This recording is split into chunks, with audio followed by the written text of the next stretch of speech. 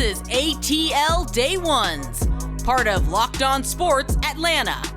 And it starts now.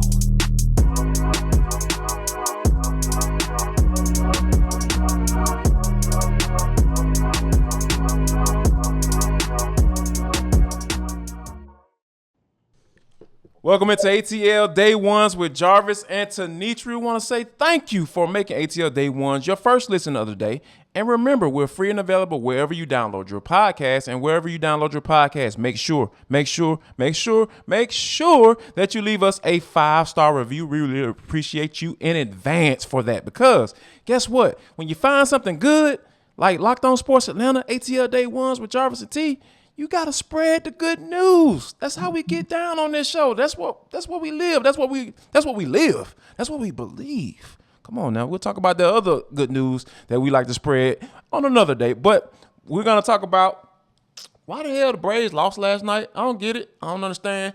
We're going to get into a conversation about that. And is the Falcons, I know the Falcons may cut down to 53, but is it really set?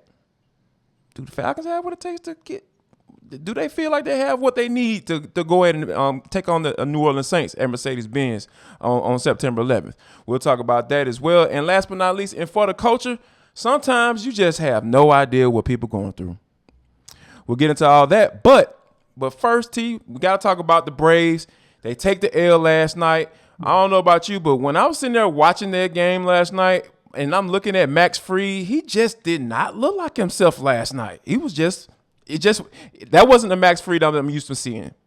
Right. It was definitely a grind for Max Fried, but more importantly, Perfect word. I feel like if he had the run support that he needed, even the grind would have been something that could have been overcome. But when the Braves go 2 for 13, right, with runners in scoring position, and this is something that's been a little bit of a challenge with them over this 3-game losing streak, right? So if they go 2 for 13 with runners in scoring positions and they leave 10 runners on base, that's pretty much a recipe for losing. And like I said, the last 3 games, they've gone 6 for 30 with runners in scoring position. So that's something for us to watch, because we recall that if you look back at their other, they only had one other 3-game losing streak this season.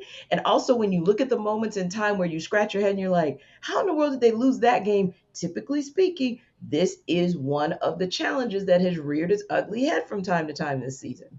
Yeah, it's truly unfortunate, right? Because that's the thing that, you know, you kind of count on, because there's so many guys that are capable of being those guys, right? The Braves were counting on the young guns. I almost said we.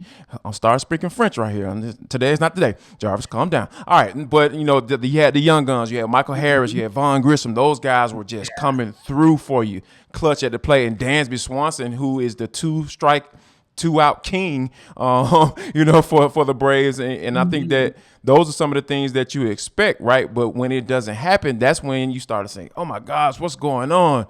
You know, what do they need to do? They just need to come through, just like they've been doing. Come through in the clutch. And that's exactly what the Braves, we've seen them do this year, and they've been doing it. And I think that, you know, for some of the guys who aren't doing it, and the guys that, you know, that want to continue to do it, you know, one of those guys is definitely, I believe is Ada Rosario. He has to get his back going.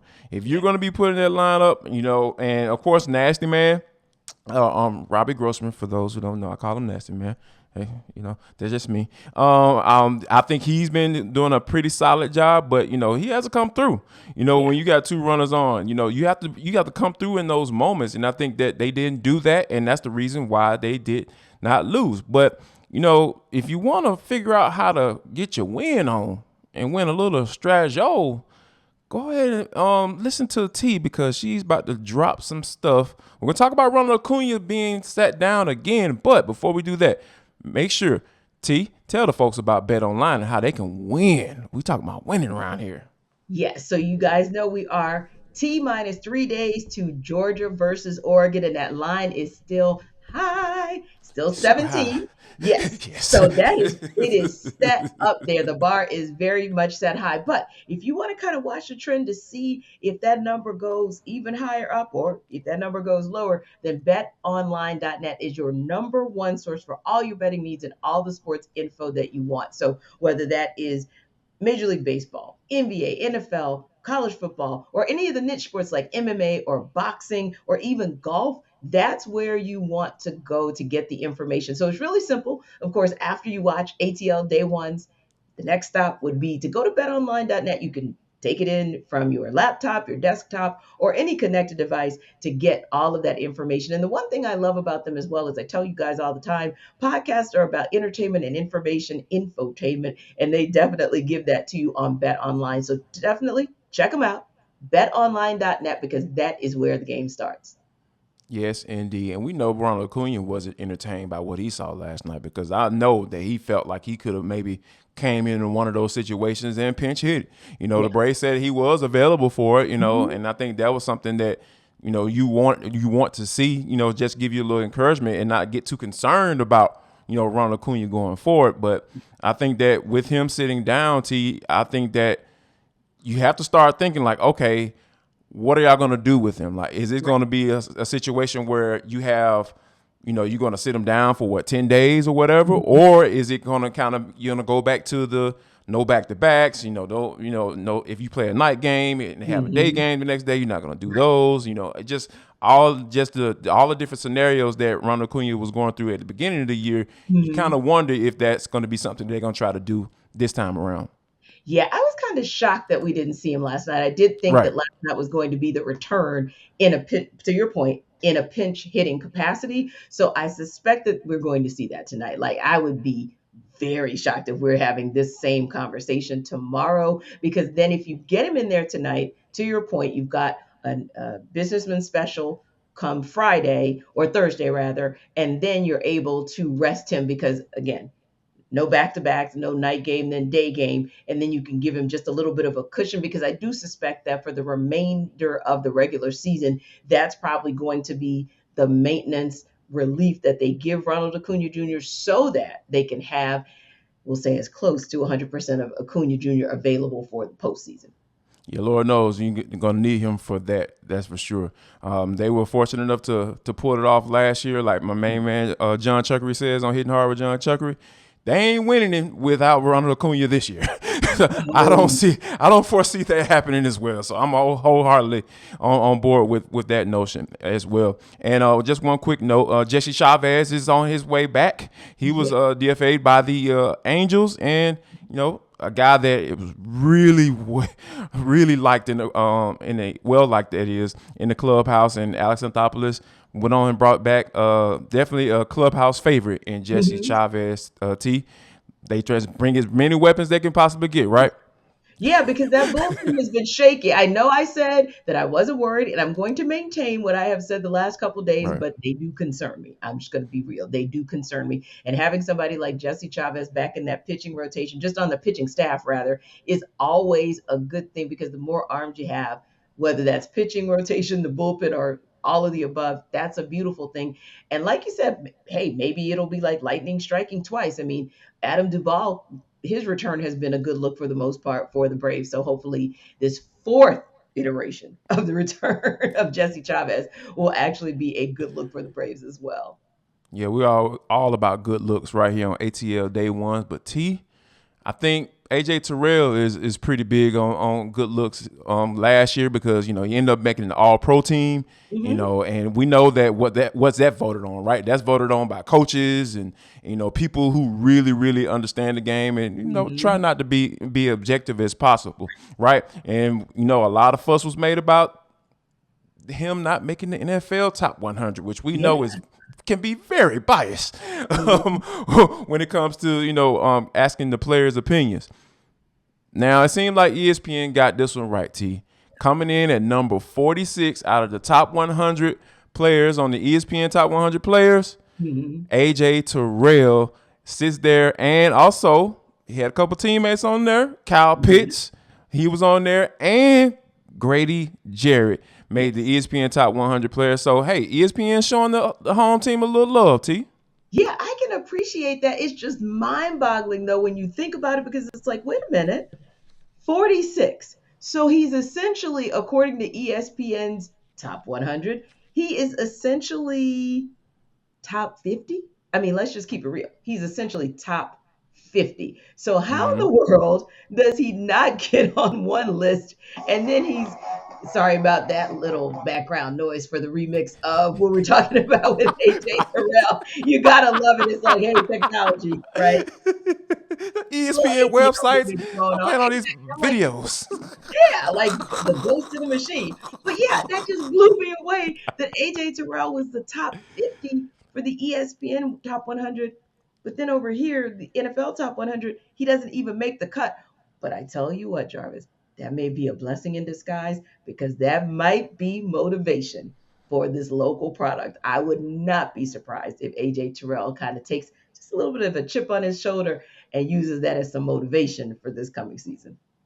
I wholeheartedly agree, because when you think about the type of guy that he is, right? You know, we've had some interactions with him, and Mhm. he's a humble cat, you know, Yes. but he still got a little swag. You know, it'll pop out every now and then. It's not gonna be obvious. You got to catch it. You know, it's like, oh, okay, so you know you were good. Okay, I got you. Yeah, I appreciate that. Yeah, that's just how Atlanta dudes do. You know what I'm saying? That's how we get down. But I know you got something to say about that. Don't do that, T. But yeah, I think AJ Terrell is gonna have kind of hold that up under it. And I think that the way he can take his game to the next level, start getting a couple interceptions, because you know people who don't really watch the game, they pay attention to that type of stuff. So I think if he can kind of get a couple interceptions and do a little something with it, I think he'll definitely be in the top 100 as far as amongst his peers. Yes. They'll start believing it as well. But speaking of believing, Arthur Smith is trying to get this team to believe that they can win and go out there and compete on a weekly basis. And the Falcons have cut down their roster to 53. Were there any surprises? Were there some ones who should have made it? We'll talk about all that next right here on ATL Day Ones with Jarvis and T, part of Locked On Sports Atlanta. Don't go. Welcome back to ATL Day Ones. I'm Tenitra. That is Jarvis. And you guys are the crew that keeps rocking with us and getting us those 5-star reviews. So keep them coming wherever you download your podcasts, and also keep getting the subscriptions coming our way on Locked On Sports Atlanta. We're closing in on 4,000 subscribers, and we Yes. appreciate that. Appreciate it. Thank you. Just thank you so much. You know what Mm-hmm. else we appreciate? The fact that when we look at what Tuesday was about, cutting the roster down to 53-man rosters, it makes you feel like you're one step closer to the beginning of the regular season. But it's also interesting because in some ways you're excited because, hey, you thought that that guy was going to make the cut and he made it. And then in other ways, you're kind of scratching your head and you're kind of shocked because you thought that guy was going to make the cut and he didn't. So, Jarvis, with that in mind, any surprises with who actually made the cut for the Falcons? You know what? I've been hearing a lot of people talk about, Anthony Ferguson and him getting cut, and I think that the reason, but a lot of people didn't saying why he got cut, right? Like the reason why he got cut was because Felipe Franks made the roster as a tight end, and I'm sitting up here like, okay, just looking at going back over the preseason. I know we saw some good things from him in training camp. You know, we were up there at practice. You know, he was looking good in one-on-ones and all that stuff, and making some nice catches and looked like he was kind of starting to settle in on that piece. But he's still he's a project. He's a project guy, and I think that when I saw the 53, and I was just like, wait a minute. They're gonna carry 4 tight ends, and Felipe Franks is the 4th. Like, so Right. that was one thing that kind of just really just jumped out at me initially when I start going through the roster, and I think that was something that I think it speaks to what Felipe Franks has shown them in practice, and that's very interesting. And I guess that, maybe that emergency quarterback type Yeah. situation, Yep. God forbid Mariota and Desmond Ridder get hurt in the game, and like, oh, we at least have a quarterback. So Right. I think, and if that happens to you, yeah, you can go ahead and hang it up for the rest of the game, because that's the situation I'm sure Arthur Smith, he likes being prepared for, but he definitely don't want to have to pull the trigger on that one. Indeed. And I would agree with that as a little bit of a head scratcher, but since you already went the Anthony Ferguson route, I will go the route of Caleb Huntley.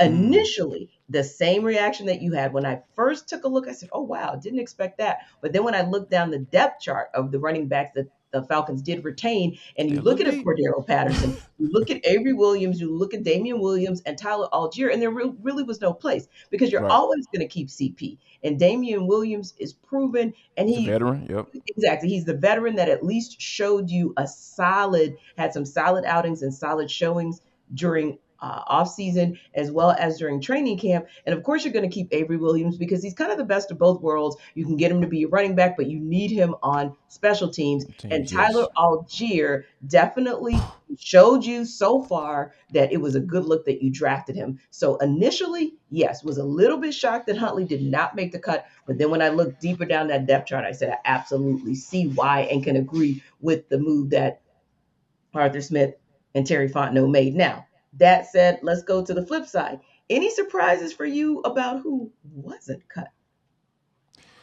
Wow. That's a good one. I mean, to be honest with you, when you Mhm. look up and down this, I Yep, started kind kind of of looking down the roster, right? right. I started looking up and down the roster, and I was like, okay, Eric Harris. Like, I know he's on the squad, but like, what did he do? Like, he wasn't no guy. I was like, oh yeah, Eric Harris out there really looking like a savvy veteran. It's like, didn't you Yeah. really just kind of see him? And then, I think about the guy. Like, okay, a lot of times when people say, oh, I'm surprised this guy made his roster, but they don't Yeah. necessarily have, okay, well, who should have made it? And I think that a guy that really flashed was Tease Tabor.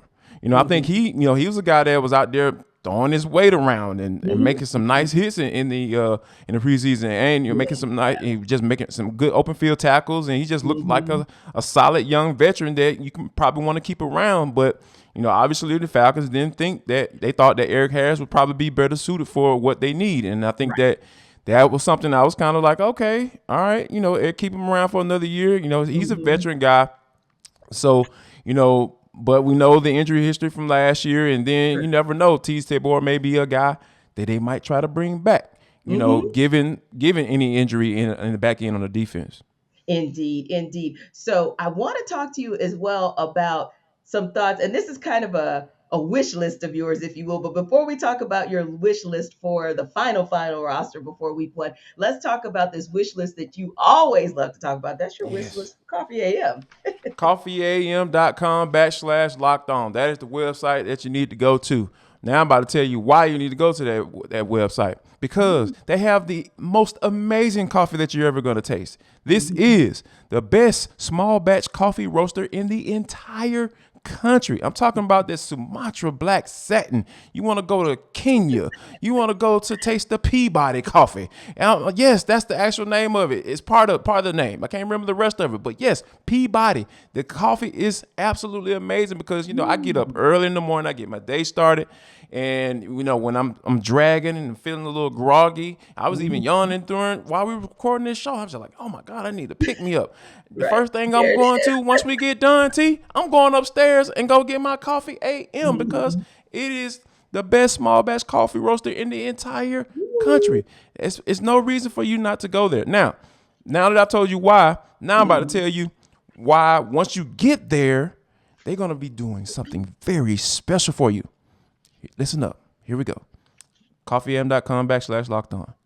Go into the coupon code box. Drop in locked on, and you're going to get 15% off your first purchase on all gift sets, coffees, and teas. They got tea as well. If you're not into coffee, T going to tell you about the tea. She loves it, absolutely loves it. And yesterday, she had a little scratchy throat, and she told you about that yesterday. So yeah, go ahead and get that tea. It works for all things, all of the above. Whatever you need it for is going to work for you. I'm guaranteed that right now. And just to let you know, go and drop in that coupon code box, locked on. Go to coffeeam.com/locked on. You're going to get 15% out. Go there right after the show. Yes, right after the show. But stick around right now because we know that you guys probably have some thoughts as well. And listen, keep dropping your comments and we love to get your feedback on your thoughts as well because I'm sure you guys have reaction about that 53-man roster. We're going to continue to talk about the players who are retained on that roster leading up to week one against the Saints. So, Jarvis, I was thinking as well, we, of course, have been covering this team for the last few years. And of course, we were able to see players in the offseason during OTAs as well as training camp. And there were some players that we may have seen where we were like, you know what? Dang, sorry that guy got cut, but man, wouldn't mind seeing him back on the roster at some point, whether that's the roster outright or the practice squad. So, is there a player? I'll give you actually two. Is there a player who you want to see return to this roster? And is there a player who you think will return to the roster? You know what? To be honest with you, I was really impressed by the New York Jets defensive line, like all the Mm, way from beginning to end. You know, because some of those mhm. guys, some of the starters, the starters didn't necessarily play, but there were Yes. some guys there on the reserves that I really like how they just get off the ball, and I'm Mhm. sure that some of those guys didn't necessarily make that 53. I would not be surprised if the Falcons made that phone call and called Okay. those guys as agent, because that's the whole point of whole point of scouting, right? You save Mhm. time by going to try to watch some film on them. Hey, you played against them, Right. so you understand exactly what he brings to the table, what that person Mhm. brings to the table. So I think that I'm always thinking about defensive line. Anybody who can touch the quarterback, that's on my wish list.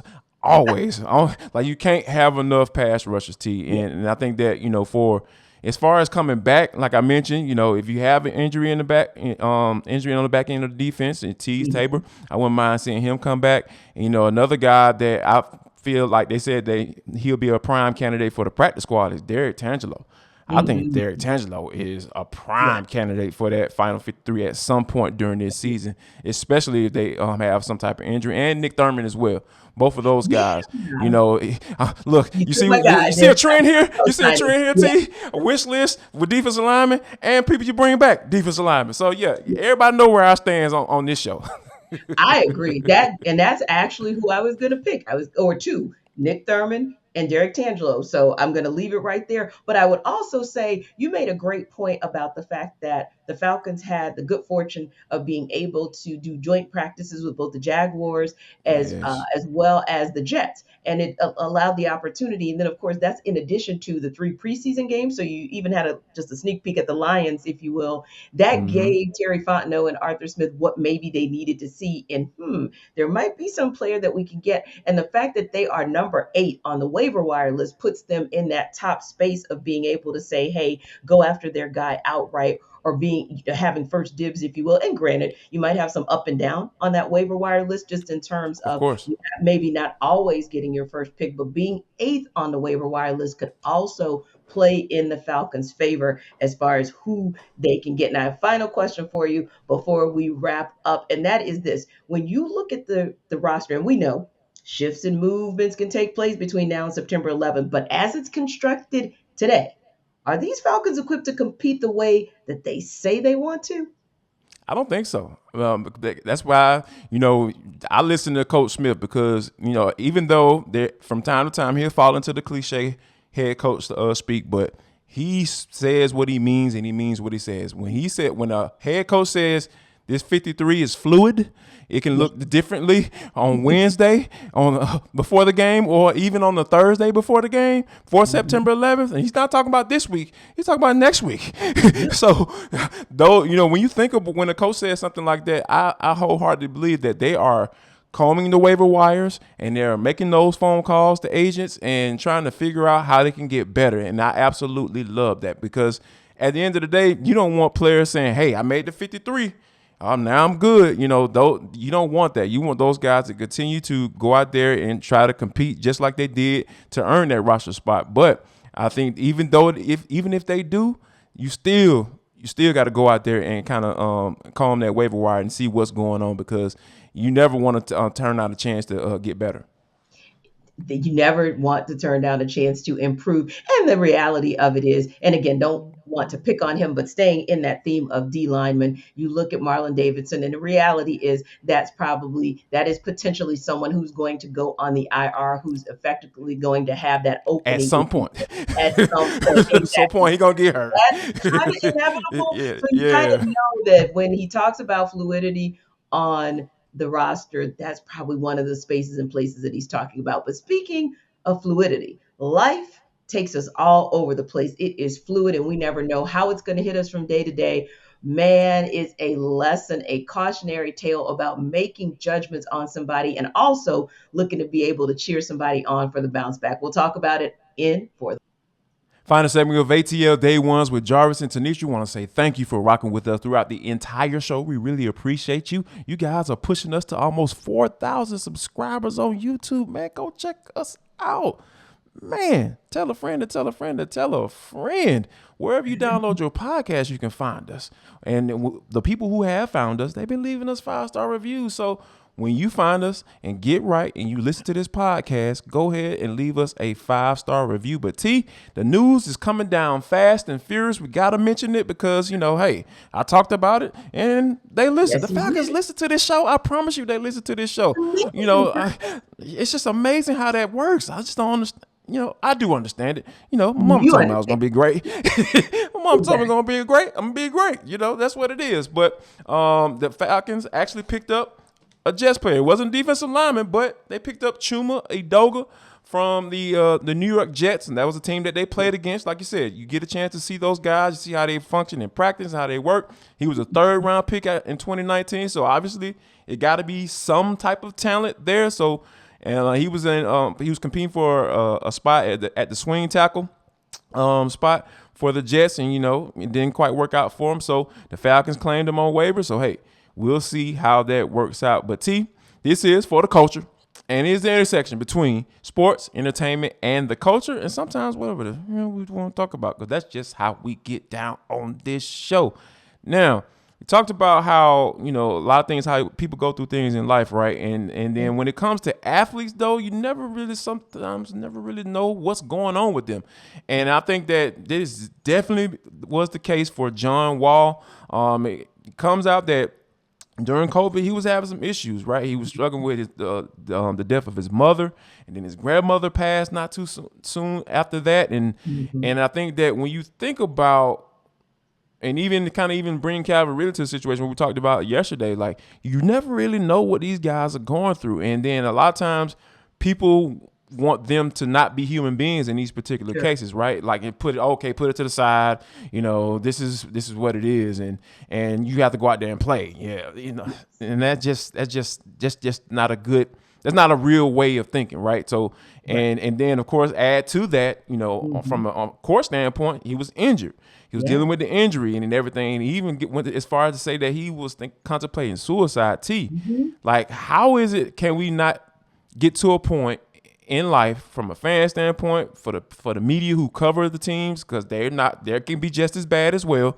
Yeah. How can we get to the point where we can just look at these guys like humans and say, you know what? If you're dealing with some stuff off the court or off the field, like, I have to take that in consideration if you're not necessarily living up to my expectations for you as a player.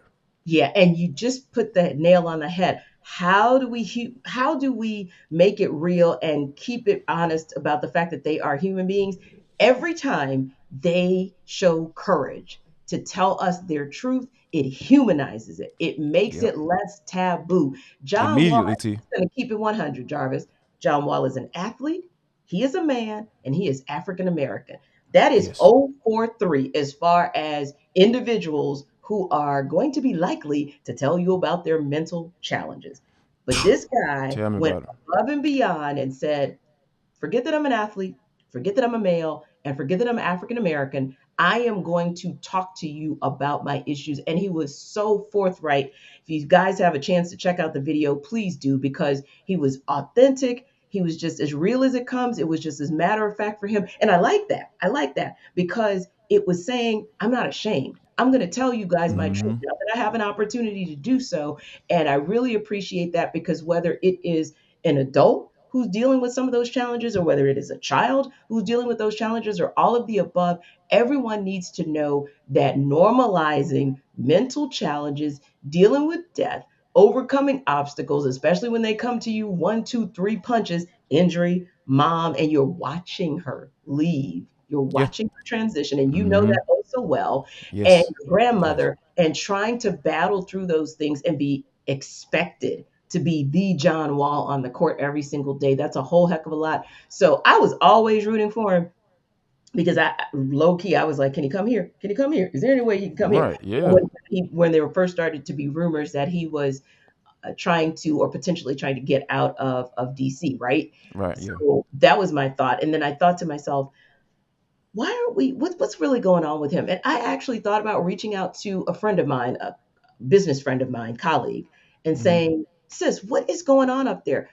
I'm so glad that I had that second thought, Jarvis, because it goes back to me as a media person. I stepped away and I was like, but I wonder what's really going on, because there's more to this than just this guy wants out or this guy doesn't want to play. And here we have it. So again, shout out to my guy, John Wall. Thank you so much for saying what you said and doing what you did. And I wish you nothing but the best. I hope you just kill it out there in LA. I hope that you just give the Clippers the bump. And I know, I just believe that Clipper Nation is rooting for you to come there and do some great things. And a lot of times, T, like this generation gets a lot of flack for what they do as far as Right. social media and all that stuff. Yep. But the one thing that I will stand on top of tables and Indeed. really just champion them for Mhm. is speaking on this stuff, because like you said, I grew up in a generation where you're not supposed to talk about how you feel as a man, That's right. and especially as a black man. Like, Right. no, you And keep that to athlete. yourself and you suck it up, buttercup, and keep it moving. Like Mhm. you don't talk about that type of stuff. You don't talk about feelings and all that. And like I said, I can feel him.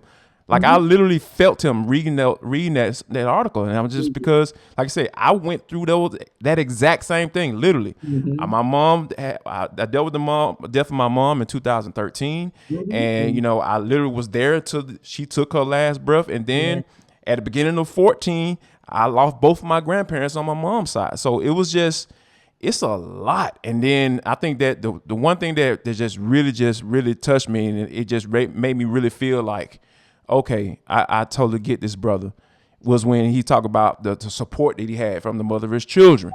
And I know that for me, Tanae, like my wife, like she was there. Like when I can't even tell you the questions I was asking her during those times. Like I can't even reveal that, because it would just, you wouldn't even think that a human being would ask another person stuff like that. So I think that support system, Yes. and what this generation is doing as far as speaking on mental health, I Mhm. think that's the way that we get to a point where it's not taboo to talk about it, and we get to the point where fans, which is short for fanatic, we got to remember that, Yes. they start to understand, like, you know what, this cat is going through some things that I don't even know how I will be able to deal with it, just simply as a regular human being, right? I say regular because athletes they have a skill set that is in a Agree with very that. small percentile.